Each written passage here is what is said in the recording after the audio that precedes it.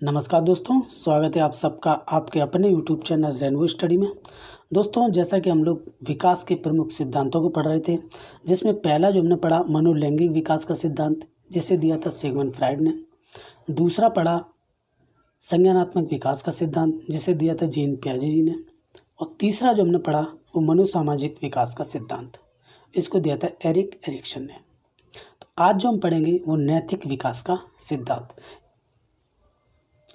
इसके जो प्रतिपादक हैं वो लॉरेंस कोहलबर्ग, जो कि अमेरिका के निवासी थे, और उन्होंने ये सिद्धांत दिया था 1969 ईस्वी में। कोहलबर्ग का मानना है कि बालक के नैतिक विकास को समझने के लिए उसके तर्क व चिंतन का विश्लेषण करना आवश्यक होता है। इस सिद्धांत में कोहलबर्ग ने नैतिक विकास के 3 स्तर बताए तथा 6 उपस्तर बताए, यानी कि 3 स्तर और 6 उपस्तर बताइए। यह प्रश्न पूछा जाता है कि सिद्धांत में कोहलबर्ग ने नैतिक विकास के कितने स्तर बताए, तो 3 उपस्तर 6। अब देखिए नैतिक विकास का अर्थ क्या होता है। नैतिक विकास का अर्थ क्या होता है। मोरल शब्द की उत्पत्ति जो लैटिन भाषा के मोरस से हुई है, जिसका अर्थ होता है आचरण। किस शब्द से हुई है? मोरस, और जिसका अर्थ होता है आचरण। अब देखिए सभ्य आचरण ही नैतिकता कहलाती है। नैतिक व्यवहार जन्मजात नहीं होते हैं। नैतिक व्यवहार जन्मजात नहीं होते हैं, इन्हें हमें सीखना पड़ता है। सामाजिक परिवेश में रहकर सीखना पड़ता है, यानी कि अर्जित किए जाते हैं ये नैतिक व्यवहार। अब देखिए सर्वप्रथम बालक का अनौपचारिक रूप से अपने आस पड़ोस तथा स्कूल में नैतिक विकास होता है। कहाँ होता है? अनौपचारिक रूप से अपने आस पड़ोस सामाजिक परिवेश में रहकर, जैसे स्कूल आदि में नैतिक विकास होता है। कोहलबर्ग जी का मानना था कि जब बालक का जन्म होता है तब वह न तो नैतिक होता है और ना ही अनैतिक होता है, बल्कि वह अच्छा और बुरा आचरण समाज से सीखता है। इसलिए कहा जा सकता है कि नैतिक विकास की प्रक्रिया में वातावरण की महत्वपूर्ण भूमिका होती है। कोहलबर्ग जी का मानना है कि नैतिक विकास की प्रक्रिया में जो है वातावरण की महत्वपूर्ण भूमिका होती है। हम जिस प्रकार के जैसे वातावरण में रहेंगे हम वैसा ही सीखेंगे। नैतिक विकास के स्तर। पहला स्तर जो उन्होंने बताया पूर्व परंपरागत स्तर है, जो कि 4 से 10 वर्ष तक होता है। ठीक है, इस स्तर में बालक के तर्क व चिंतन का आधार बाहरी घटना होती है। वह बाहरी घटनाओं के आधार पर किसी को सही या गलत तथा उचित व अनुचित को समझता है, बताता है। इसकी 2 अवस्थाएं होती हैं। पहली अवस्था होती है आज्ञा एवं दंड की अवस्था, ये उप स्तर है, आज्ञा एवं दंड की अवस्था। कम आयु व अपरिपक्व होने के कारण बच्चा किसी कार्य को करने का निर्णय इसलिए लेता है क्योंकि वह दंड से डरता है। दूसरा जो है, इस अवस्था में बच्चा दंड से बचने के लिए आदेशों का पालन करता है। किस अवस्था में? पूर्व परंपरागत अवस्था में। इसके 2 स्तर हैं, आज्ञा एवं दंड की अवस्था, और दूसरी जो है अहंकार की भावना।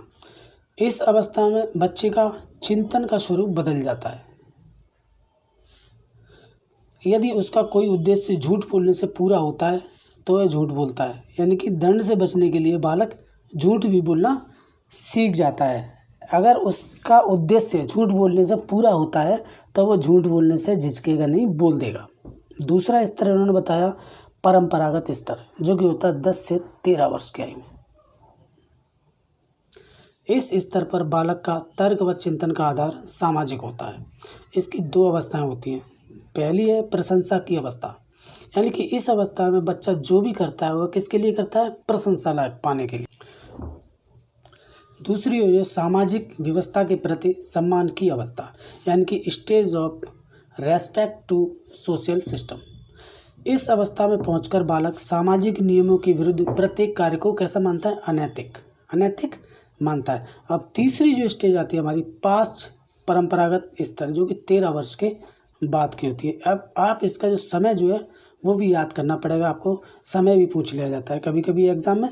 तो इसमें क्या है, इस स्तर पर बालक के तर्क व चिंतन का आधार विवेक होता है। इसकी 2 अवस्थाएं होती हैं। पूर्व परंपरागत स्तर में जो है चिंतन का जो आधार होता है वो बाहरी घटनाएं होती हैं, और परंपरागत स्तर में जो है चिंतन का आधार होता है वो सामाजिक घटनाएं होती हैं। और पाश्च परंपरागत स्तर में जो चिंतन का आधार होता है वो क्या होता है? विवेक। विवेक होता है। इसकी भी 2 अवस्थाएं होती हैं, यानी कि 3 स्तर बताए और 6 जो क्या उपस्तर, यानी कि हर एक स्तर का 2 उपस्तर बताए हैं इन्होंने। इसमें पहला जो बताया ना, सामाजिक समझौते की अवस्था। इस अवस्था में व्यक्ति यह मानने लगता है कि व्यक्ति को सामाजिक नियमों का पालन इसलिए करना चाहिए कि समाज हमारे हितों की रक्षा करता है। इस स्तर पर आते आते व्यक्ति जो क्या सोचने लगता है कि हमें सामाजिक नियमों का पालन इसलिए करना चाहिए क्योंकि समाज जो क्या है हमारे हितों की रक्षा करता है। यदि व्यक्ति सामाजिक नियमों का पालन नहीं करता है तो व्यक्ति का समाज के भी समझौता दूर हो जाता है। ठीक है। दूसरा जो है विवेक की अवस्था। इस अवस्था में व्यक्ति नैतिकता के बारे में अपना दृष्टिकोण विकसित कर लेता है। व्यक्ति अच्छे बुरे, उचित अनुचित पर स्वयं के व्यक्तिगत विचार विकसित हो जाते हैं। इस अवस्था में व्यक्ति अब नियमों को भी चुनौती देने लगता है क्योंकि वे नियम उसके विवेक से मेल नहीं खाते हैं। दूसरी है विवेक की अवस्था।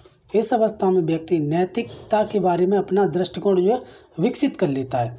व्यक्ति अच्छे बुरे, उचित अनुचित आदि पर स्वयं के व्यक्तिगत विचार विकसित हो जाते हैं, यानी कि इस सब पर उसके व्यक्तिगत विचार जो है विकसित हो जाते हैं कि हमें क्या करना है क्या नहीं करना है। इस अवस्था में व्यक्ति अब नियमों को भी चुनौती देने लगता है, यानी कि समाज ने जो हमारे नियम बनाए हुए हैं उनको भी व्यक्ति क्या है चुनौती देने लगता है क्योंकि वे नियम जो है उसके विवेक से मेल नहीं खाते हैं। तो ये था कोहलबर्ग का नैतिक विकास का सिद्धांत। इसको हमने बहुत ही अच्छे से समझा। उम्मीद करता हूँ आपको पसंद आया होगा। अगर पसंद आया तो प्लीज़ हमारे चैनल को सब्सक्राइब करें